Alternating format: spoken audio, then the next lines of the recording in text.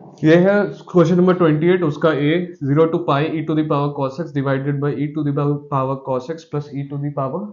Minus cos x। ठीक है, इसको आपको इंटीग्रेट करना है, इसको आपको इंटीग्रेट करना है 0 से पाई के तक।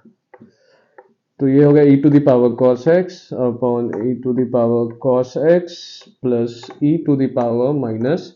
cos x का इंटीग्रेशन मतलब dx। ठीक है, देखो एक फॉर्मूला होता है, एक आप जानते हैं कि if I is equal to integration of F X from 0 to a, तो इट इज इक्वल टू आपका इंटीग्रेशन ऑफ 0 से लेके a तक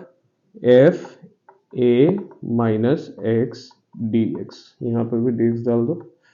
तो F A minus X dx। अब इसको यूज करके यहाँ पे आप यूज करोगे इसको, तो it becomes what, I is equal to integration from 0 to pi e to the power cos pi minus x upon e to the power cos फिर से pi minus x plus e to the power minus cos of pi minus x. अब this becomes what, I is equal to what, 0 pi 0 से पाई ले तक लेके, और ये हो गया e to the power minus cos x upon e to the power minus cos x plus e to the power minus cos x minus minus plus e to the power plus cos x। ठीक है, तो आपके पास दो equation आ गए, एक ये 1 और एक ये 2 बाई 1 प्लस 2। ठीक है, तो ये i प्लस आई कितना हो गया,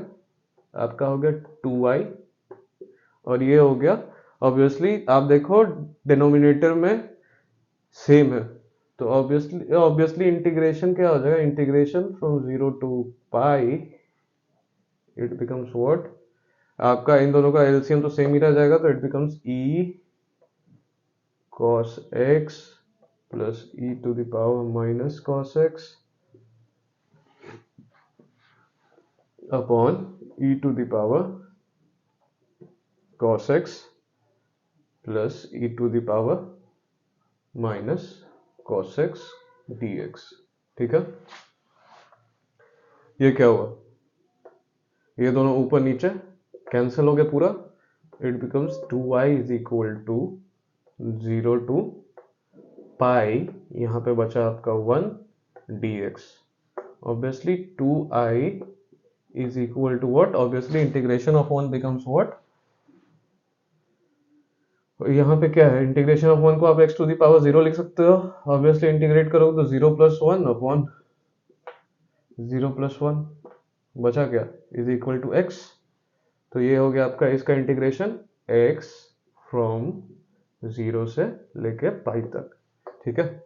और ये 2i इज इक्वल टू क्या हो गया, x की जगह पे आपने पाई डाला